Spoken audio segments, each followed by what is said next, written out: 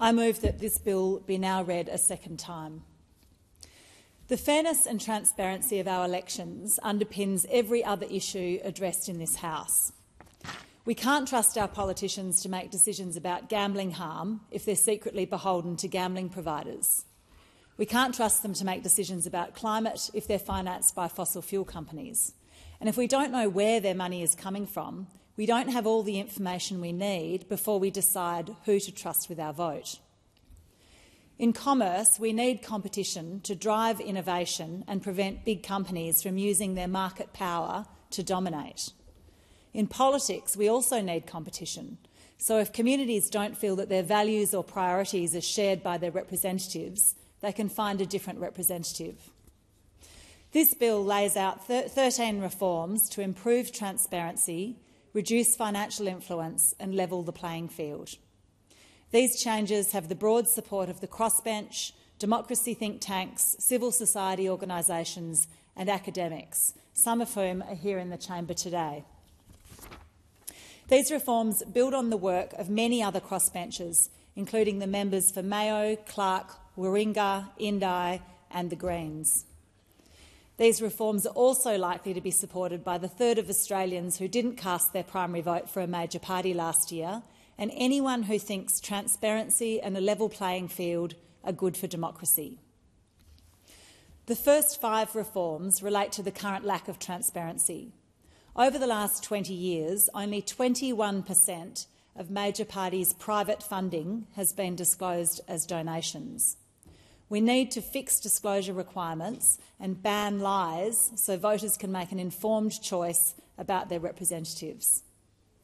The bill proposes to lower the disclosure threshold from more than $16,000 to $1,000 and require disclosure within 5 business days. I ran a completely transparent, real-time campaign. 90% of donors chose to reveal their names on my website.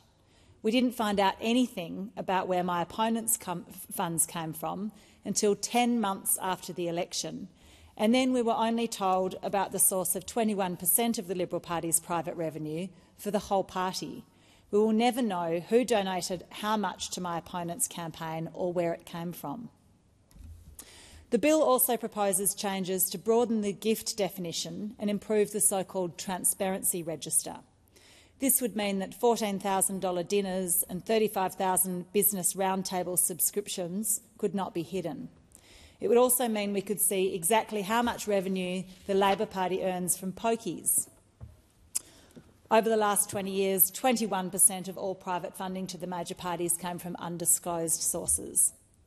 The bill bans lies in political ads, using the approach proposed by the member for Warringah. 2016's Mediscare incident and the 2019 death tax incident show that both major parties are guilty of this and Australians deserve better. The next 3 changes are aimed at reducing financial influence. Australians worry that politicians make decisions for vested interests, not for all of us. We need to reduce financial influence so we trust governments to make decisions in the best interests of the country. The bill proposes banning donations from companies inflicting social harm. Last year, gambling and alcohol companies contributed $2 million to major parties, including $19,000 from Sportsbet to Minister Rowland, who's in charge of regulating gambling, in the week of the election. It also proposes banning donations from current or potential substantial government contractors. The Big Four accounting firms contributed $4.3 million in donations to major parties in the last 10 years. During this time, the value of their government contracts has increased by at least 4 times. 3/4 of OECD countries don't allow these types of donations, and it's time Australia joined them. The bill requires member approval for corporate and union donations. Australians are concerned about unions and companies having disproportionate influence in politics. The unions contributed $16 million to the Labor Party last year. Corporate donations are banned completely in half the OECD countries. While this may face constitutional challenge in Australia, requiring member approval is a modest governance requirement that enhances transparency. The remaining 5 changes are about levelling the playing field. Last year, voters decided they wanted more political choice, with a third casting their primary vote outside the major parties.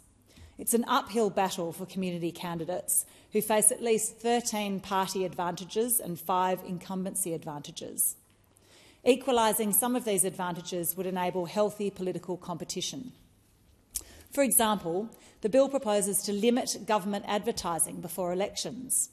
The Coalition spent $31 million on its positive energy campaign before the last election, trying to convince us we weren't the worst OECD country on climate change. This was paid by taxpayers. This was consistent with at least a doubling in government advertising before every election.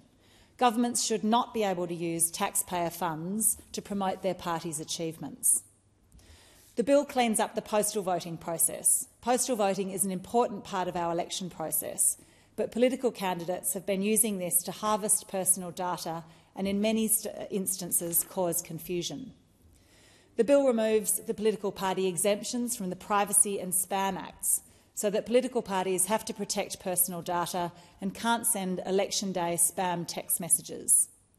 It also proposes sending up an independent campaign entity for independent candidates to equalise access to voters and reporting dates between independents and parties. It also requires all new candidates to provide 100 signatures from the electorate, whether they're an independent or in a party. This will stop parties from parachuting in candidates with little support from the community they are meant to be representing. In the coming months, the government will respond to the JSCAM report on the inquiry into the 2022 election. It's up to all of us to make it clear to government that we expect its response to incorporate these changes and not just entrench the two-party system. We must be able to see where the money comes from before elections. We must reduce financial influence that could skew the decisions of government. And we must have a level playing field so new representatives can emerge if that's what their communities want. I commend this bill to the House and look forward to discussing these reforms with the government. I cede the remainder of my time to the member for Warringah.